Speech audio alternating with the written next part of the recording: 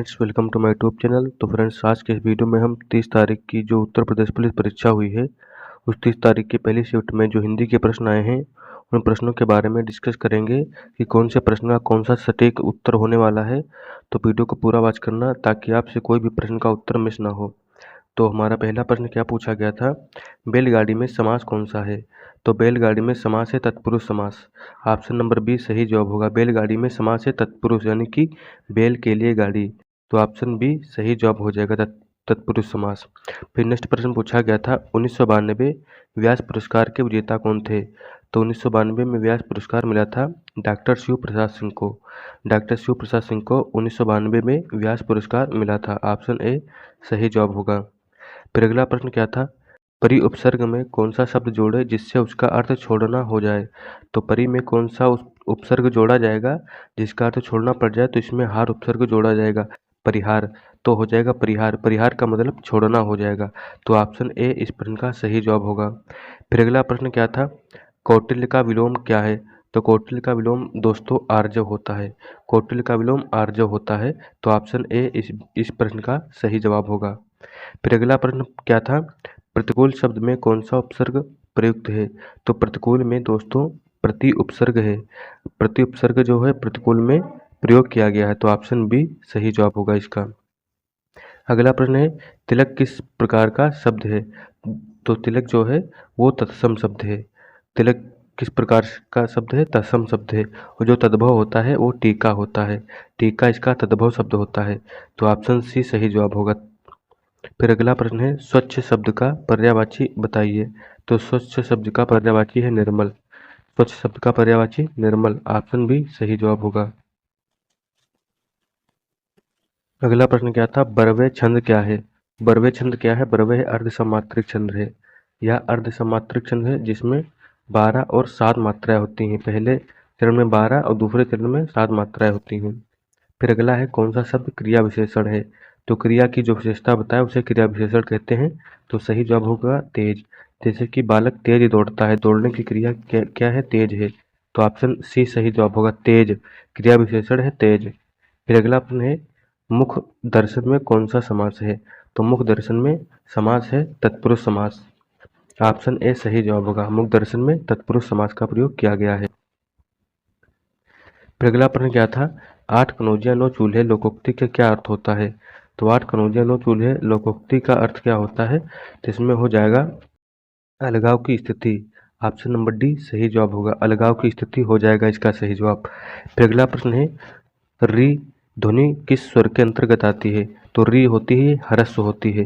ह्रस्व स्वर यानी कि री की ध्वनि जो होती है वो बहुत तीव्र गति से निकलती है। तो ह्रस्व स्वर इसका सही जवाब होगा। फिर अगला प्रश्न क्या था, निम्नलिखित में से 4 विकल्पों में से क्रिया का सही रूप वाला विकल्प पहचानिए। शायद कल मीरा दिल्ली, यानी कि संभावित भविष्य काल है। तो इसमें हो जाएगा ऑप्शन नंबर डी जाए।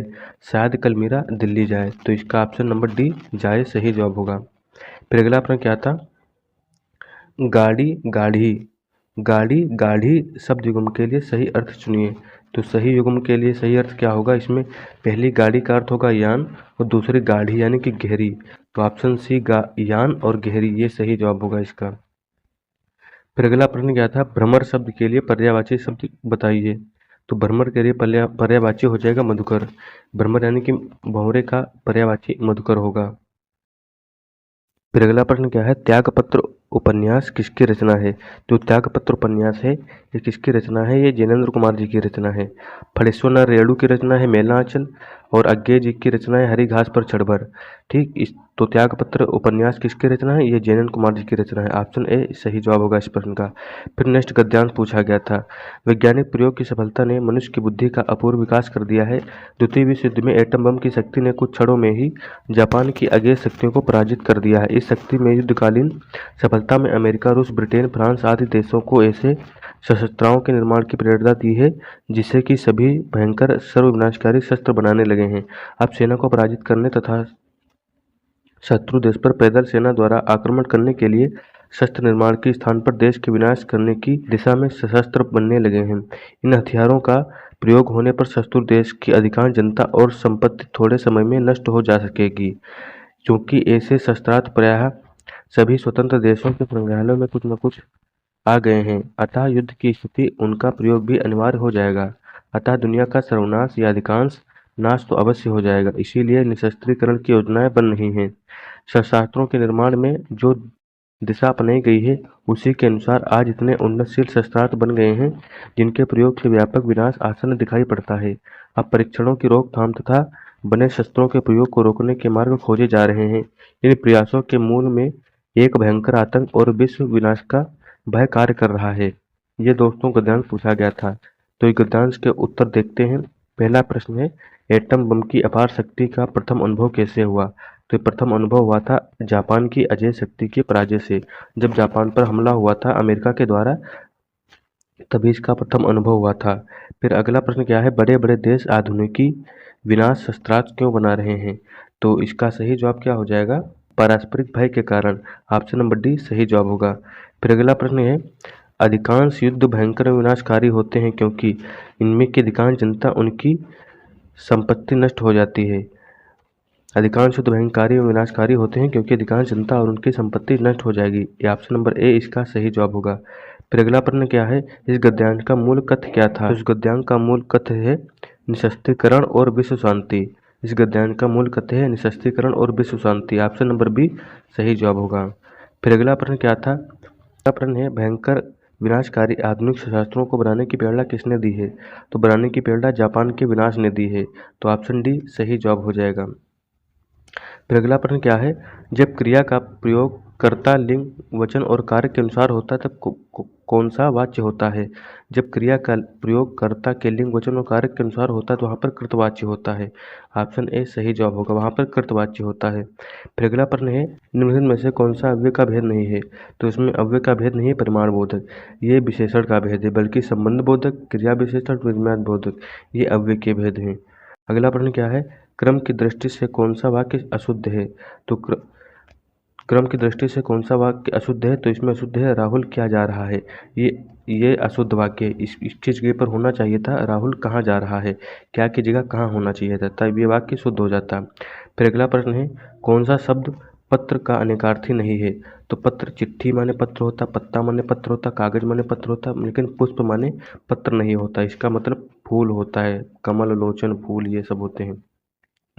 अगला प्रश्न है, निम्नलिखित में से कौन सा अर्थालंकार है? अर्थालंकार है, तो अर्थालंकार है रूपक अलंकार, ये अर्थालंकार, जबकि यमक, श्लेष, अनुप्रास ये शब्दालंकार हैं। फिर अगला प्रश्न है, निम्नलिखित में से कौन सा घोष वर्ड है? तो घोष वर्ड क्या है? तो घोष वर्ड है ऑप्शन नंबर डी माँ। माँ जो है वो घोष वर्ड है।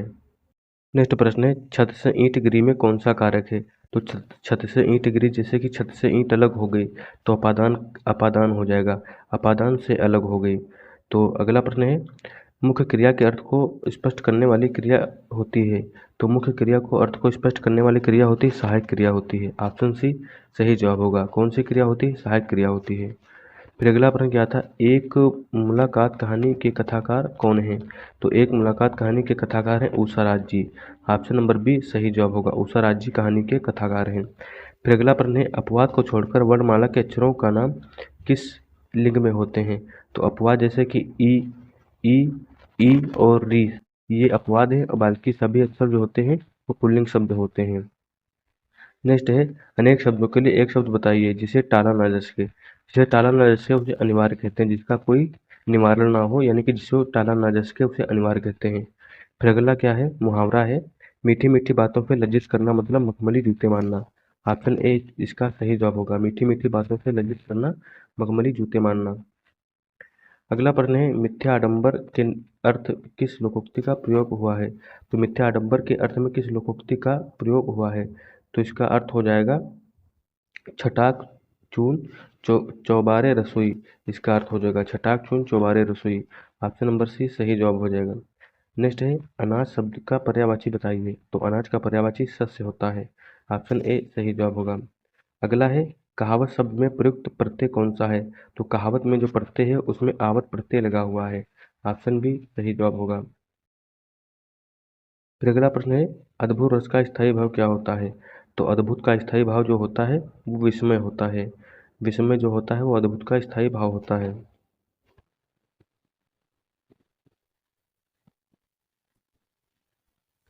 तो फ्रेंड्स, ये 30 तारीख के फर्स्ट शिफ्ट के हिंदी के प्रश्न रहे हैं, जो कि सटीक उत्तर बताने की कोशिश की है। यदि वीडियो आपको अच्छी लगी है तो वीडियो को लाइक कर दें, चैनल को सब्सक्राइब कर दें। मिलते हैं नेक्स्ट वीडियो में, तब के लिए जय हिंद, जय भारत।